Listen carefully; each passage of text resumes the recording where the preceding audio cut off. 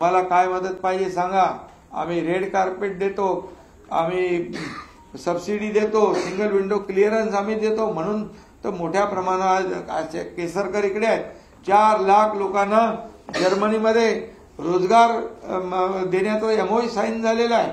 आज लोडाच्या skill development याच्यामधून डिपार्टमेंटमधून लाखो लोकांना नोकरी मिळाली.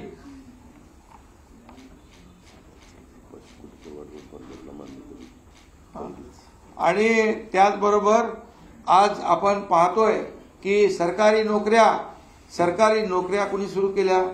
अरे डायरेक्ट नोकऱ्यांची अपॉइंटमेंट आम्ही हॉलमध्ये यशवंतराव चव्हाणमध्ये दिले. कधी झालं होतं असं? आणि म्हणून हे सगळं आज पोलीस भरती चालू आहे. आणि म्हणजे सर्व समावेशक हे सरकार काम करतंय. त्यामुळे त्यांच्या पायाखालची वाळू सरकले. मी तुम्हाला सांगतो या कामाच्या जोरावर हे जे केलेले 2 वर्षामध्ये आम्ही घेतलेले निर्णय हे सर्वसामान्यांच्या हिताचे निर्णय आहेत. आज कोस्टल हायवे सुरू झाला, 2 ओपन केले. काय म्हणाले? आम्ही केलं. अरे तेव्हा देवेंद्रजी मुख्यमंत्री होते, सगळ्या केंद्राच्या परवानग्या त्यांनी मिळवून आणल्या, पण तुम्ही त्यांना भूमिपूजनाला बोलवायचं देखील तुम्ही एवढा कदरूपणा असतो का कुठं? हे छोट्या कोत्या वृत्तीचे लोक. आणि दुसरा अटल सेतू, समृद्धी हायवे हे सगळे गेम चेंजर प्रकल्प आहेत. हे केले कोणी? यांना आम्ही जसं सरकार आल्यानंतर 2 वर्षामध्ये मेट्रोची कामं थांबलेली, मेट्रोची कामं सुरू केली. सगळे हे जी काही सगळे आज तुम्ही जिकडे बघाल, मुंबई तर खड्ड्यामध्ये घातली होती. पहिला आम्ही आल्यानंतर मुंबईचे कॉन्क्रीटचे रस्ते करण्याचा निर्णय घेतला. आज त्याची कामं चालू झाली. 2 वर्षामध्ये खड्डेमुक्त मुंबई करण्याचा आम्ही निर्णय घेतला. त्याची अंमलबजावणी आम्ही करतोय. बाळासाहेब ठाकरे कुठले म्हणाले आरोग्याची बोजवारा उडालाय. आरोग्य यंत्रणेमध्ये बाळासाहेब ठाकरे आपला दवाखाना मुंबईमध्ये बघा, आज जाऊन बघा तिथे काय आपण लोकांना सेवा देतोय. आज मुंबईतल्या हॉस्पिटलमध्ये 0 प्रिस्क्रिप्शन, औषधाला पैसे लागणार नाही, तेव्हा आपण निर्णय घेतलाय.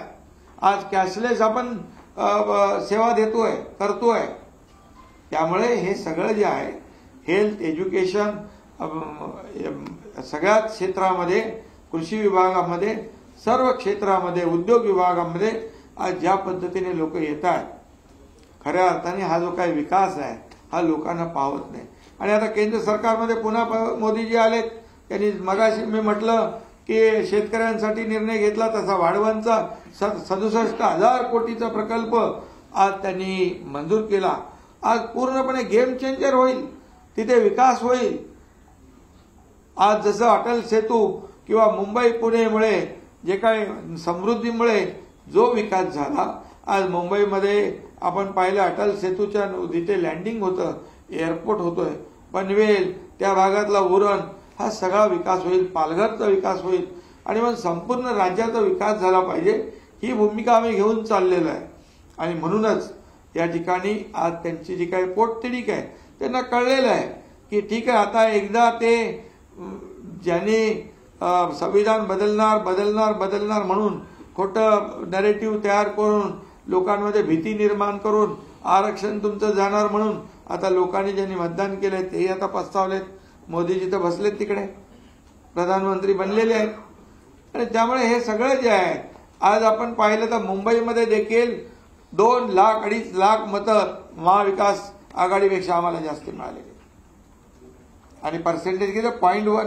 आपल्याला मुंबईत 50%, त्यांना 46%. आम्हाला 50%, त्यांना 46%. आणि टोटल मतांचं 0.3% डिफरन्स आहे. आणि आता ह्याच्यापेक्षा तर खाली आम्ही जाऊ शकत नाही. कामं तर आम्ही केलेली आहेत. त्यामुळे आता काय बोलायचं, म्हणजे खोटे नाटे आरोप करायचे. संविधानाचं केलं, आता काय स्वाभिमान? कसला स्वाभिमान? कुठं घाण टाकला तुम्ही? कधी ठेवला? स्वाभिमान असता तर 2019ला तुम्ही घाण टाकला नसता. बाळासाहेबांचे विचार घेऊन आम्ही पुढे निघालो, सरकार बनवलं, लोकांच्या मनातलं सरकार बनवलं. म्हणून आज त्यांच्यापेक्षा आम्हाला मतं लोकांनी जास्ती दिली आहे. त्यांचा 42% स्ट्राईक रेट आहे, आमचा 47% स्ट्राईक रेट आहे. हे मी छाती ठोकपणे सांगतो, तपासून घ्या. आणि लोकांनी आता ते दिंडीला आम्ही 20,000 रुपये दिले. बरे बोलतात दिंडीला पैसे दिले. नवीन मित्र जे आले त्याच्यामुळे दिंडीची त्यांना पोटदुखी झाली नवीन मित्र जमा झाल्यामुळे. पण आता हे वारकरी संप्रदाय पायी चालत जातो. त्यांचं ते त्या ह्याच्यामध्ये समाज प्रबोधनाचं काम करतात ते.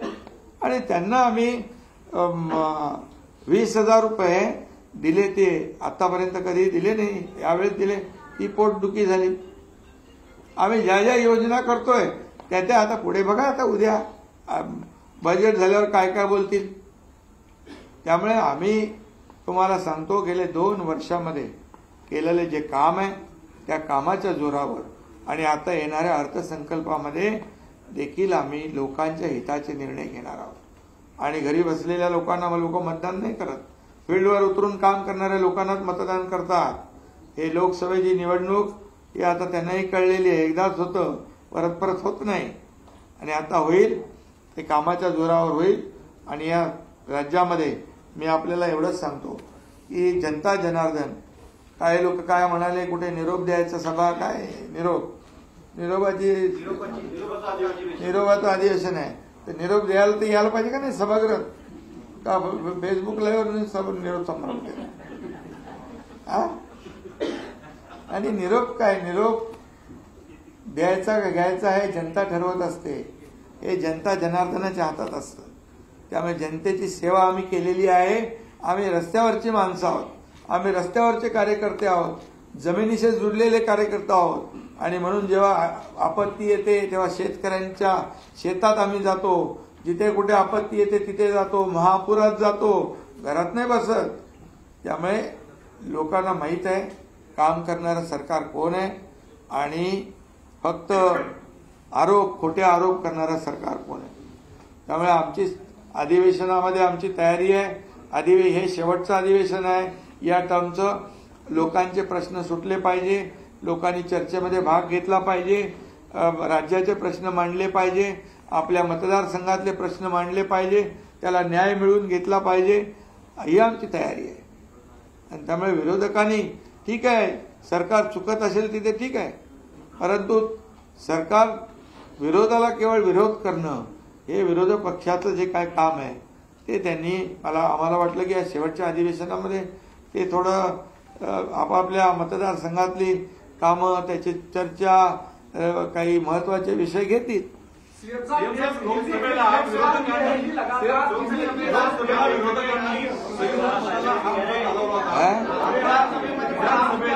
अरे एक जण बोला ना, काय चाललंय, काय चालवलं. लोकसभेला संविधान बदलणार हा चालवला होता. आता महाराष्ट्राचा स्वाभिमान जो आहे तो आगामी विधानसभेला लावून धरणार आहे. अरे मी मगाशी म्हटलं ना, ते संविधान कधी बदलणार आहे का. बाबासाहेबांचं संविधान, आपलं संविधान देशाचं संविधान जगात सर्वोत्तम आहे. आणि मोदीजींनी तर त्याला कपाळाला लावलं. आणि दुसरी गोष्ट, बाबासाहेबांना कुणी हरवलं, काँग्रेसने 2दा हरवलं. अरे बाबासाहेब म्हणायचे जळकं घर आहे काँग्रेसचं, त्यापासून सावध राहा. आता त्यांना संविधान आठवलं. संविधान दिन आठवला का त्यांना. मोदीजींनी 2015ला संविधान दिन सुरू केला. आज बाबासाहेबांचं लंडन मधलं घर स्मारक बनवलं. आज आपण इथे मुंबईमध्ये इंदू मिलमध्ये जगाला हेवा वाटावा असं स्मारक करतोय. काय तुम्हाला बोलायचा अधिकार आहे संविधान बदलणार म्हणून. अरे जोपर्यंत सूर्य चंद्र आहे तोपर्यंत संविधान कोणीच बदलू शकत नाही. पण हे एकदा मुद्दा विरोधक घेऊन आलेले आहेत. दुधाचा जर प्रश्न पाहिला, अरे ते दुधाचा वगैरे त्यांनी काय दिलंय, आम्ही निर्णय घेतलाय. कालच्या बैठकीतच आम्ही निर्णय घेतलाय. शेतकऱ्यांसाठी खरीपाच्या बैठकीमध्ये अनेक निर्णय आम्ही घेतले आणि ते तुम्हाला कळते.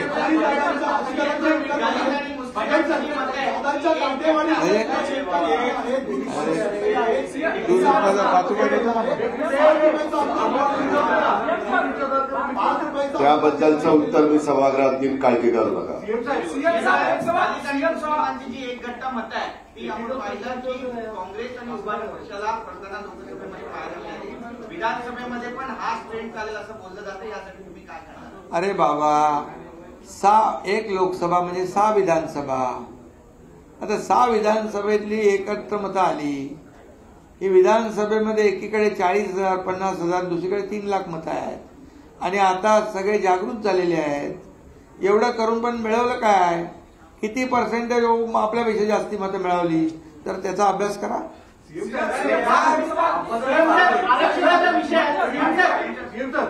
आरक्षणाच्या विरोधी पक्ष नेत्यांच्या कार्यालयातनं काही अधिकाऱ्यांना तारांकित प्रश्न लक्षवेधीवरून काही तक्रारी स्वरूपात दिले जात आहेत. खरंच असे काही तक्रारी आल्यात का प्रशासनाकडनं की काही अधिकाऱ्यांना ब्लॅकमेलिंग करणं, अधिवेशनाच्या तोंडावर काही प्रश्न विचारलं जातं? कोण अंबादास करतात का ब्लॅकमेल? काही अधिकाऱ्यांनी ते तपासून घेऊ ना. आमच्याही कानावर आलेत ते. आरक्षणाच्या विषयामध्ये हा जो शब्द आहे हा कळीचा मुद्दा ठरतोय आणि दोन्ही समुदाय, मराठा समुदाय किंवा ओबीसी समुदाय, याच सगळे सोयरे या मुद्द्यावरती अडून बसले. अरे बाबा बघा, भूमिका काय आहे? सरकारची भूमिका पहिल्या दिवसापासून स्पष्ट आहे. आजही आहे, उद्याही आहे. मराठा समाजाला आरक्षण देताना ओबीसी किंवा इतर समाजावर अन्याय आम्ही करणार नाही. त्याप्रमाणे आम्ही विशेष अधिवेशन घेतलं, मराठा समाजाला 10% आरक्षण दिलं. त्याचबरोबर कुणबी प्रमाणपत्र, ज्या जुन्या नोंदी कुणबी होत्या ज्यांना मिळत नव्हते, जस्टिस शिंदे कमिटी करून आम्ही त्यांना द्यायला लागलो. ते सुरू झालेलं आहे. आता एक ड्राफ्ट नोटिफिकेशन काढलं आहे की त्याच्यावर हरकती आलेल्या आहेत. त्या हरकतींच्यावर स्क्रुटिनी चालू आहे. त्याचबरोबर सर्वपक्षीय बैठक आपण आयोजित केलेली आहे आणि त्या बैठकीमध्ये सारासार विचार करून सर्वांची मतं घेऊन निर्णय घेऊ.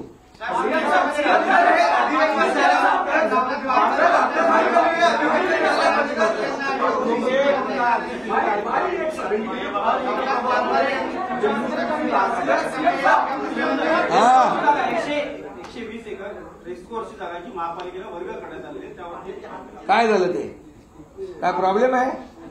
अरे ते तर आपण सेंट्रल पार्क म्हणजे इंटरनॅशनल वर्ल्ड क्लास आपण तो हे करतोय, मोठं गार्डन करतोय, सेंट्रल पार्क करतोय. आतापर्यंत तिथे रेसकोर्स होतं. रेसकोर्स ठेवून आपण 120 एकर जागा घेतली. त्या जागेवर एक कुठलंही बांधकाम होणार नाही.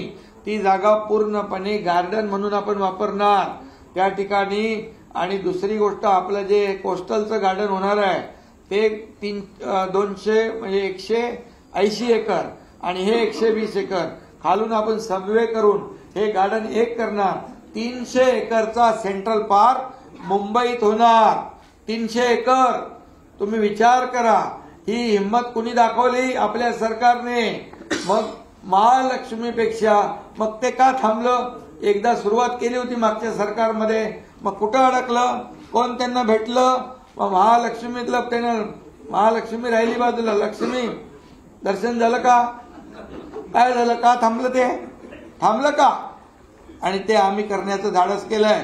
मुंबईकरांना विरंगुळा म्हणून जसे आम्ही आता प्रकल्प मोठे करतोय, कोस्टल अटल सेतू केलाय, इतर प्रकल्प करतोय, मुंबईचं सुशोभीकरण करतोय, तसं 300 एकराचं सेंट्रल पार्क वर्ल्ड क्लास जागतिक दर्जाचं आम्ही करतोय. तुम्हाला काय अडचण नाही?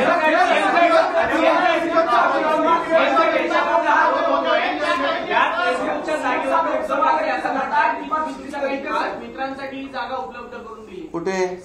उद्धव ठाकरे असा आरोप करतात. कशामध्ये? कुठल्या गार्डन मध्ये? याच रेस्कोच्या जागेवर. अरे रेसकोर्सवर बांधकामच नाही होणार आहे. तेच गार्डन.